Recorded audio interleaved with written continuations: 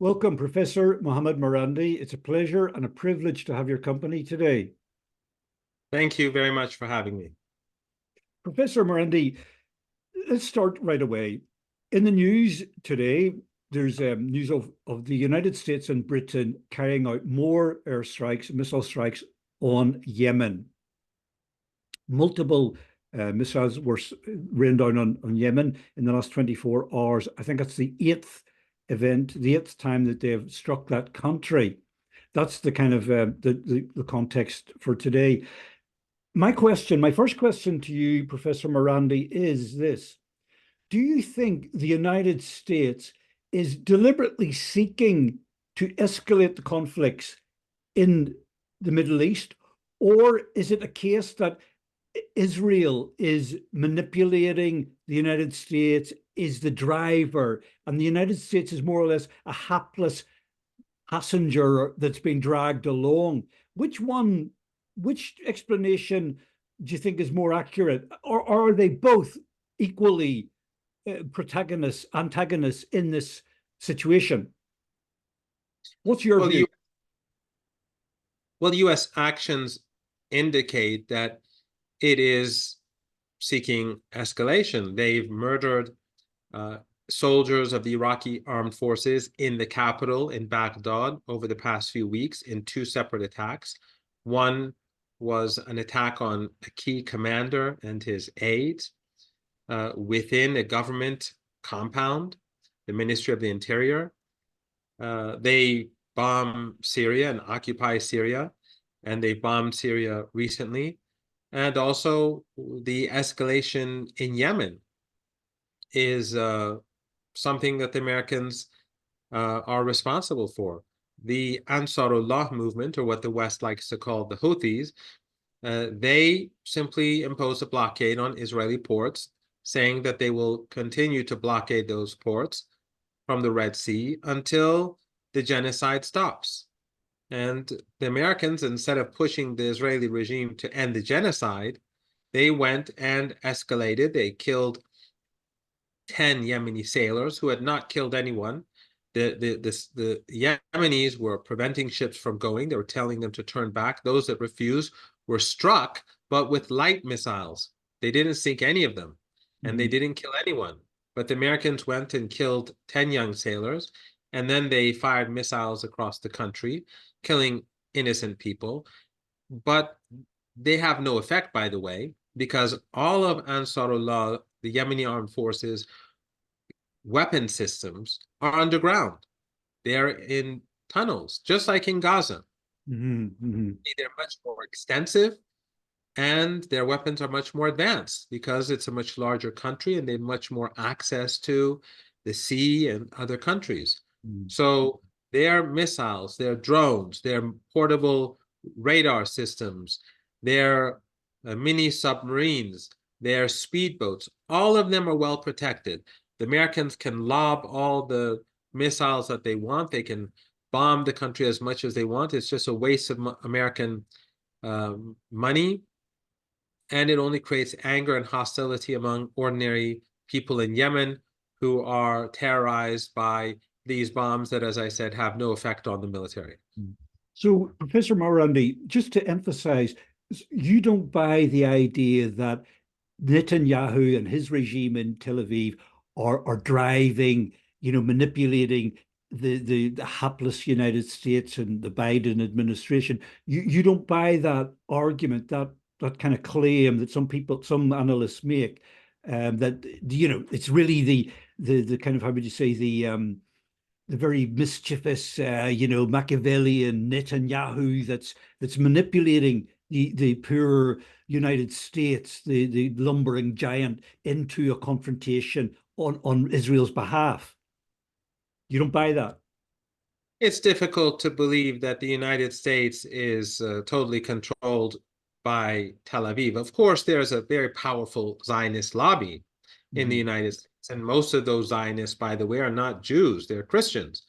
But if Biden wanted to end the genocide in Gaza, he could have just told Netanyahu that we won't be sending any more weapons. Yes. And it would be over. The Israeli regime is completely dependent uh, upon the United States and the Europeans for Mm, weapons, for ammunition, for funding, and to sustain the economy. It is not an independent regime. It is and now it's even more dependent than before. So the United States could stop this immediately. But what we mm, are seeing is that the United States and the Israelis are both escalating.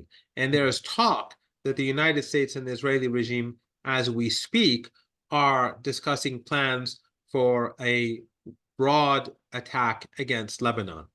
mm. Yeah, I mean, I don't know if you saw this report, Professor Marandi, but there was a report in the last 24 hours in the New York Times claiming that Biden and his advisors are concerned that there will be an all-out war with Iran if some US troops do happen to be killed in these bases in Iraq and Syria, which are coming under attack from missiles and rocket attacks from various militia groups in those countries.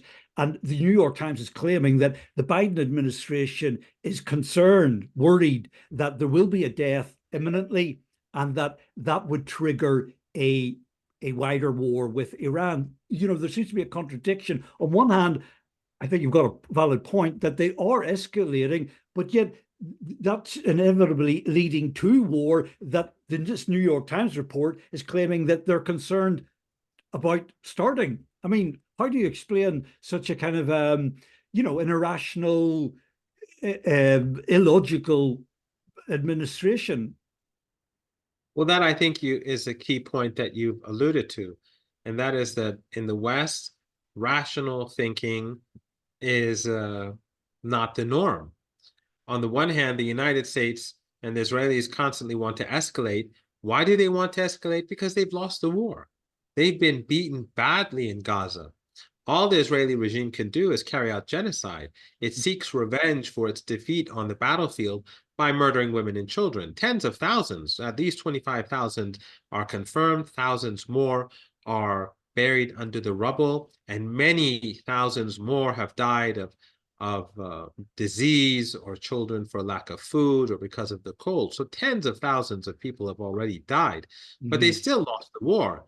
And so what the Americans and the Israelis want to do is to figure a way where the Israelis could get out of this situation without being seen as utterly defeated. But the Yes. problem is that the more they escalate, the worse it's going to become for the regime and its allies. The Israeli regime and its allies do not have a way forward, or they do not have a path to victory. And if there is an escalation in Iraq, there will be American troops that are killed. In Syria, there will be American troops that will be killed because the resistance in Iraq and the resistance in Syria see the U.S.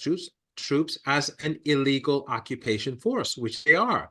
The United States has illegally occupied 1/3 of Syria, along with its proxies. They're stealing the oil, they're stealing grains, and in Iraq, they're playing the same role.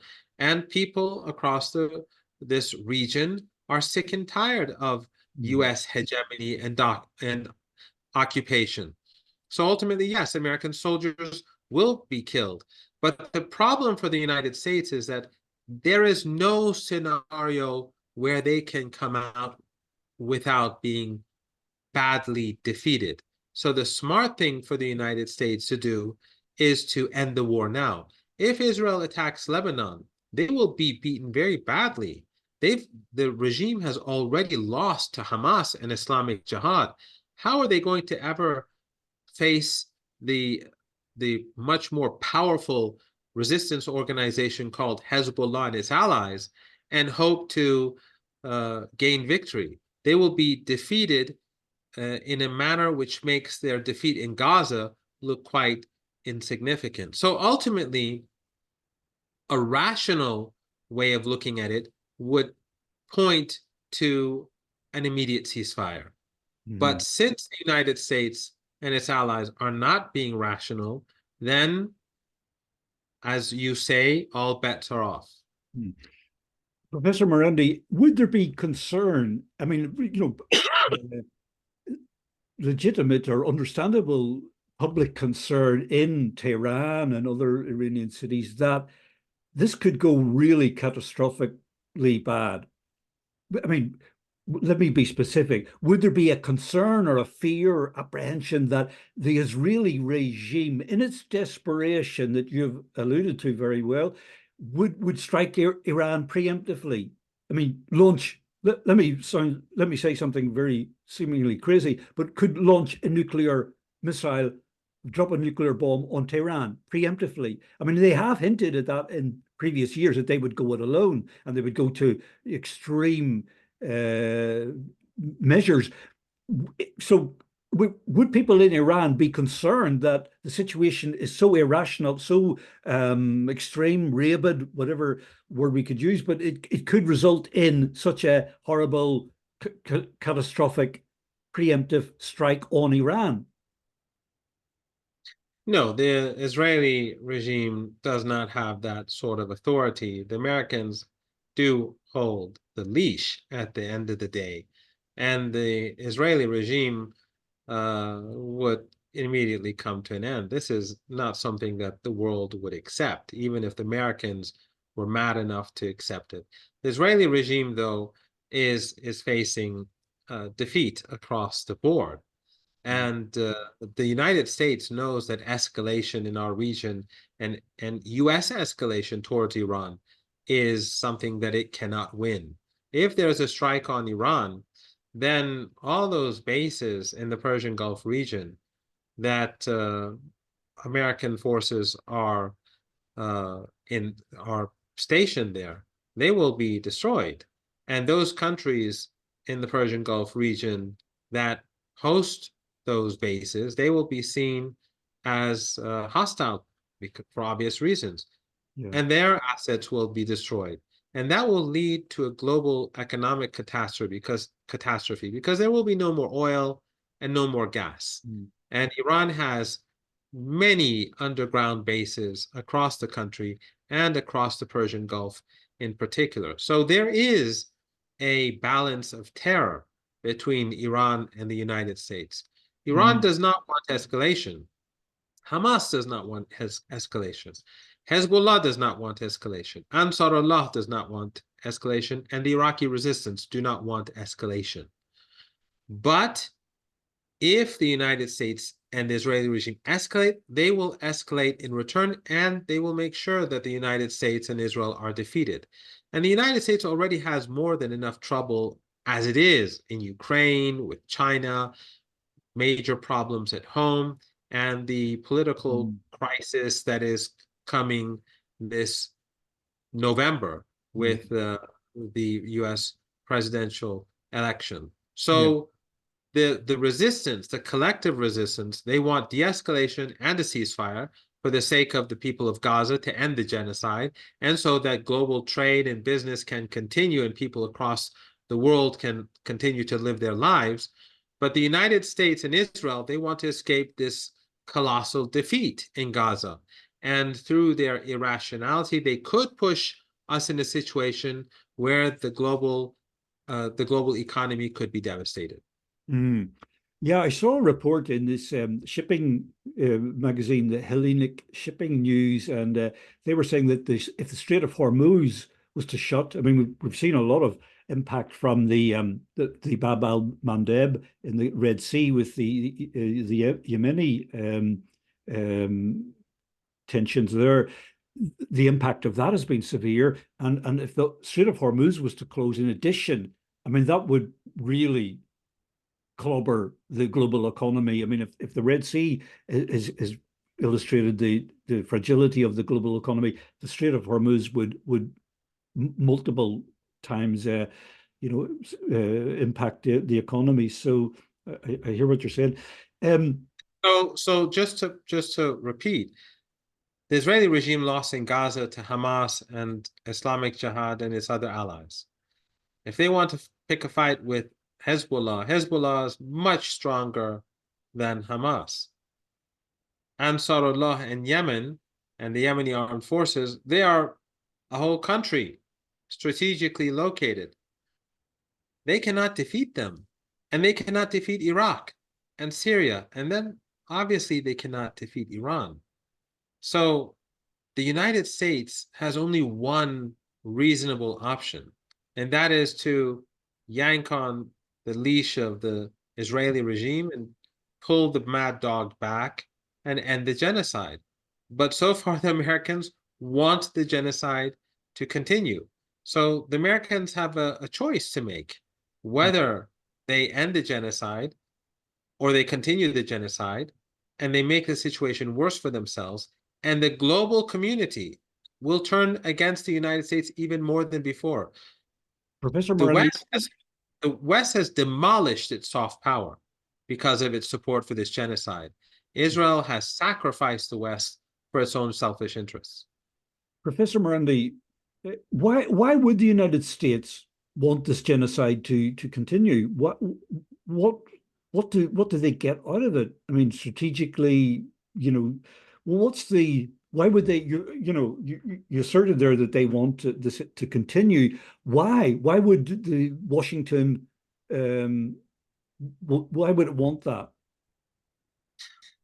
Why did they carry out a genocide in Yemen? Why did they impose a starvation siege on Yemeni children? Why did they wage war on Vietnam and use Agent Orange? Why did they destroy neighboring countries of Vietnam? That's what these empires do. That's what they've been doing for hundreds of years. This is nothing new.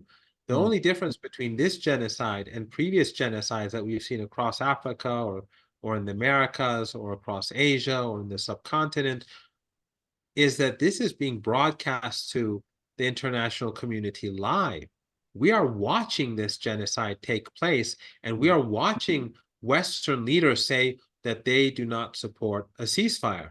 So the world is seeing women and children being torn apart, and then Western, German, European, Canadian, and American leaders saying, no, this war should continue. And this is something that the people will not forget. The impact that this genocide will have across the world with regards to attitudes towards the West is, I think, something that we simply cannot explain, something that we simply cannot calculate. The United States for decades to come, and the West for decades to come, can never speak about human rights again.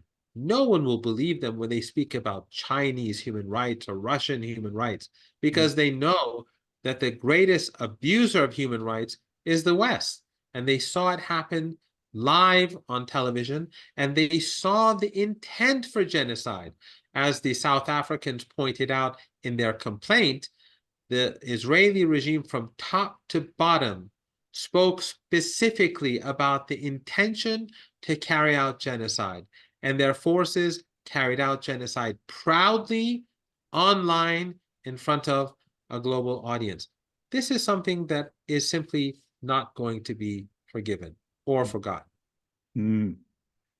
Professor Marandi, another question. The United States and the West, Western supporters, would claim that Iran, Tehran, the government in Iran, is directing the Ansar Allah, the Houthi rebels. They're directing Hezbollah in Lebanon and in Syria and Iraq.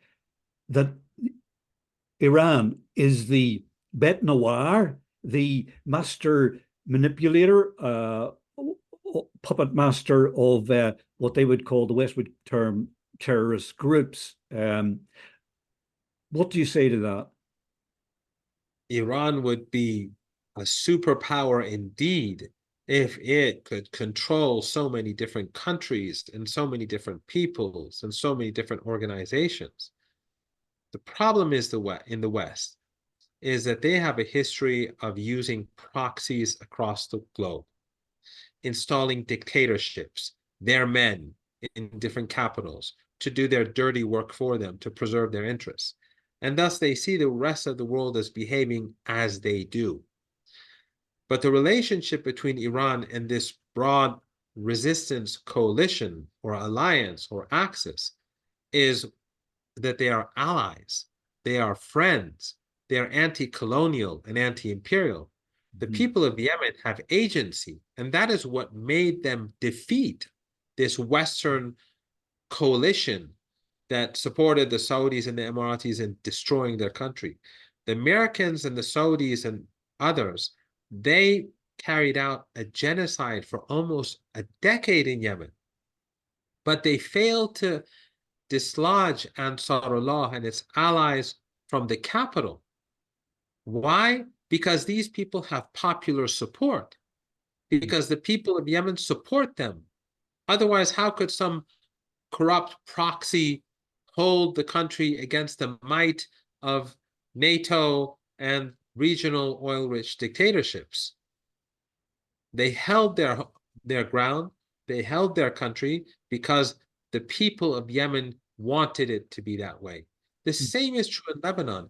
Hezbollah emerged out of the Israeli invasion of Lebanon in 1982 when they took the capital. Hezbollah was created as a national liberation organization, and they kicked out the Israeli regime. How did they do that? They did it with popular support. So the United States, instead of invading country after country and antagonizing people, instead of blaming Iran and pretending that everyone in Iraq is an Iranian proxy, or in Yemen, or in Lebanon, or in Gaza, or in Syria, everyone's an Iranian proxy, they should think about what they've done to antagonize the people across the region towards the United States and towards the West, at a time when the United States desperately needs friends. It is in great difficulty in Europe. It is facing great difficulty in Asia with China and Russia. It has many problems at home, and it's picking a fight against the collective people of West Asia at the same time. Mm. Professor Marandi, one last question. It's quite a big question, but I have to ask it. How do you see the future of the Israeli state? I mean, for decades it's been predicted, hoped for, one might say, by opponents that the Israeli state is fated to implode, that it's not sustainable because of its dodgy foundations. In this most recent explosion of conflict and violence and horror and genocide in the region by the Israeli regime, backed by the United States and the West, how do you see the consequence of that for the Israeli state as a state, for the future? If we look at South Africa, when I was young, no one thought that the regime would collapse so easily. South Africa, by the way, also had nuclear weapons. Those nuclear weapons were given to the apartheid regime by the Israelis, the technology to develop them. Mm-hmm. But those nuclear weapons didn't change the equation for apartheid South Africa. The fact is that the regime was marginalized, and it could not continue forever imposing itself upon the South African majority, and it was forced to accept change and to end the apartheid regime altogether. The Israeli regime is facing a similar situation. The people of Israel at the moment overwhelmingly are pro-genocide, and they've been taught and trained to see themselves as exceptional and superior, and to see other people as subhuman. That's how they've been brought up at school. That's how they've been brought up in society. And that's how Western countries have allowed them to be brought up, by spoiling the regime. I once told someone that the United States and Europe are like Saddam Hussein, and Israel is like the son of Saddam Hussein, Uday. He was a playboy, corrupt, a spoiled brat who was brutal just like his father, but he was a fool. The Israeli regime cannot continue this way. It has been devastated by this war. No one any longer believes that it has a magnificent intelligence gathering capability. No one believes that it has an invincible army. No one in China or in the global south is going to invest in Israel anymore. This is a broken regime, and it's moving downhill. Ultimately, the current violence will come to an end, and Israel and the West will lose. The longer it lasts, the worse it gets for Israel and the West. But in any case, this regime is going downhill, and ultimately they're going to have to face the reality that it is not sustainable. Mm. Professor Marandi, thank you very much for your time and your wise insights. I appreciate it very much. Thank you. Thank you.